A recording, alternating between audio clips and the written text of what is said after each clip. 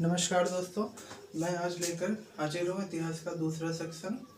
इसके पहले हमने पढ़ा था प्राचीन भारत का इतिहास, पाषाण काल हमने कवर किया था। और आज हम कवर करेंगे प्राचीन भारत के इतिहास का जो अगला टॉपिक है वो है सिंधु घाटी सभ्यता। तो सिंधु घाटी सभ्यता से संबंधित कुछ प्रश्न हमने सामने रखे हैं बोर्ड पे, उसको हम सॉल्व करवाएंगे। लेकिन उसके पहले कुछ जानकारियाँ हम देख लेते हैं सिंधु घाटी सभ्यता के बारे में। तो सबसे पहले प्रश्न उठता है कि जो सिंधु घाटी सभ्यता है उसकी खोज किसने की थी।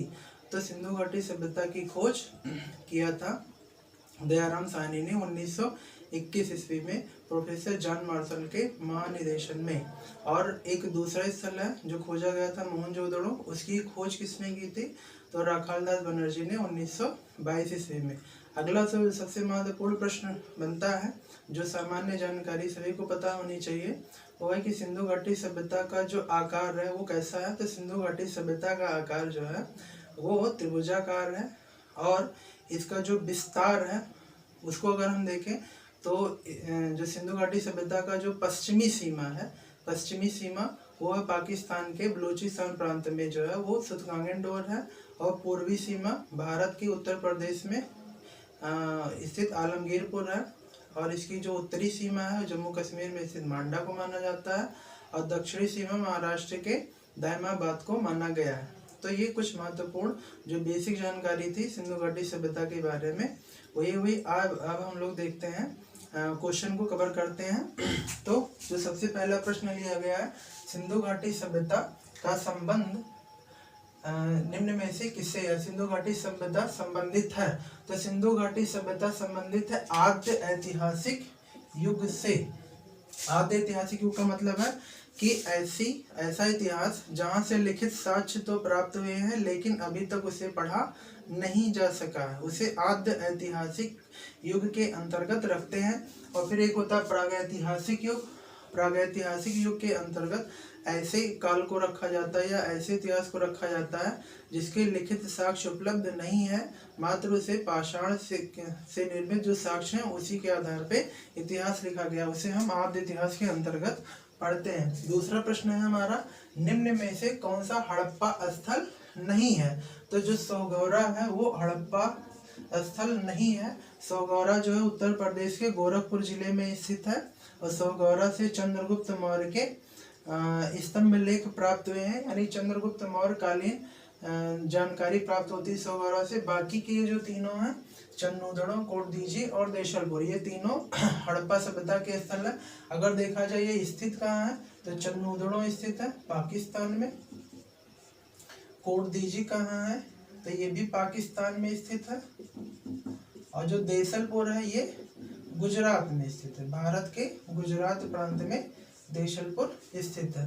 तीसरा प्रश्न हमारा है, जुते हुए खेत के साक्ष्य प्राप्त हुए हैं। तो जुते हुए खेत के साक्ष्य कहाँ से प्राप्त हुए हैं, कालीबंगा से। कालीबंगा कहाँ स्थित है तो ये है राजस्थान में स्थित है।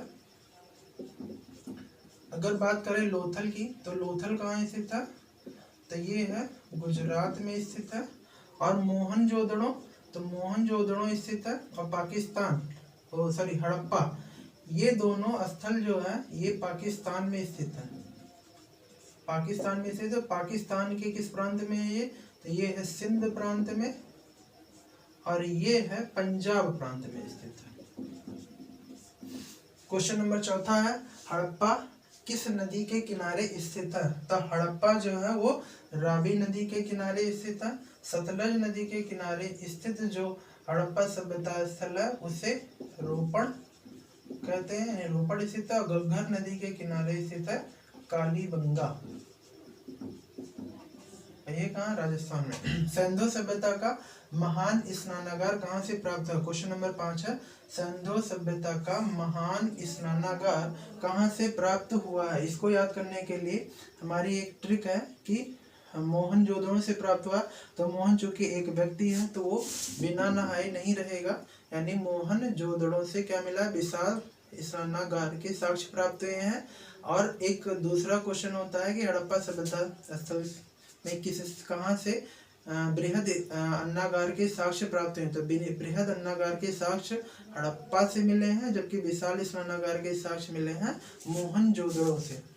क्वेश्चन नंबर 6 के अंतर्गत हम देखते हैं, इसका आंसर हमारा ए होगा। 6 में क्या है, सिंधु घाटी सभ्यता का पत्तन नगर था। तो सिंधु घाटी सभ्यता का पत्तन नगर ऑप्शन हमारा सी सही होगा, लोथल था। तो लोथल किस नदी के किनारे स्थित है, तो लोथल है भोगवा नदी के किनारे। और कहाँ है ये, तो ये है गुजरात में स्थित है।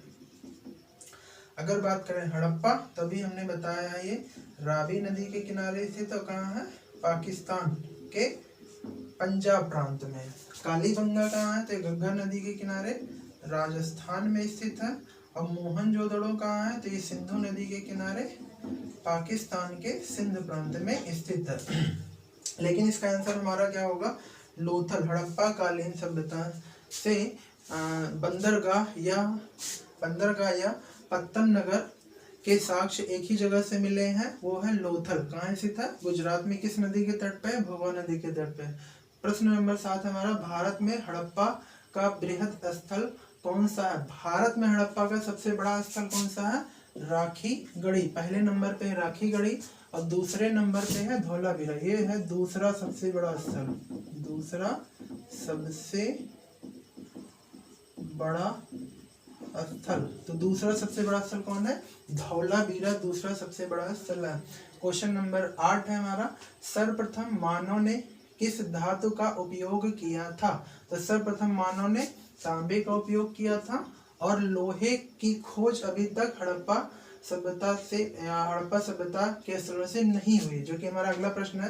क्वेश्चन नंबर 9 है, हड़प्पा स्थलों में अभी तक किस धातु की प्राप्ति नहीं हुई। तो हड़प्पा स्थलों में अभी तक लोहे की प्राप्ति नहीं हुई, इसलिए हमारा आंसर डी सही होगा। प्रश्न नंबर 10 है, प्रश्न नंबर 10 में क्या कहा गया, उन्नत जल प्रबंधन व्यवस्था के साक्ष्य कहाँ से प्राप्त हुए हैं। तो उन्नत जल व्यवस्था के साक्ष्य जो है हमारा प्राप्त हुआ है धौलावीरा से।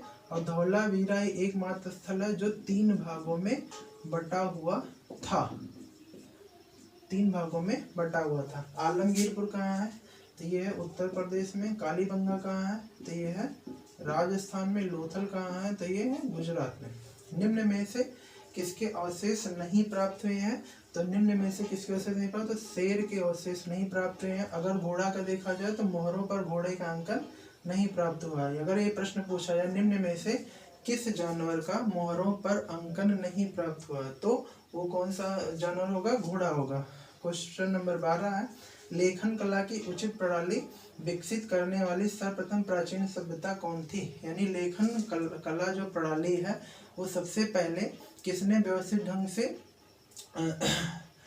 खोज की है, तो वो है सुमेरिया सभ्यता के लोगों ने उन्नत कला विकसित की थी लेखन प्रणाली की। तो ये हमारा इतिहास, प्राचीन भारत का इतिहास का दूसरा सेक्शन जो कि सिंधु घाटी सभ्यता से संबंधित था, कंप्लीट होता है। और हम अगला सेशन लेकर हाजिर होंगे जो भी होगा हमारा वैदिक सभ्यता या वैदिक संस्कृति। धन्यवाद।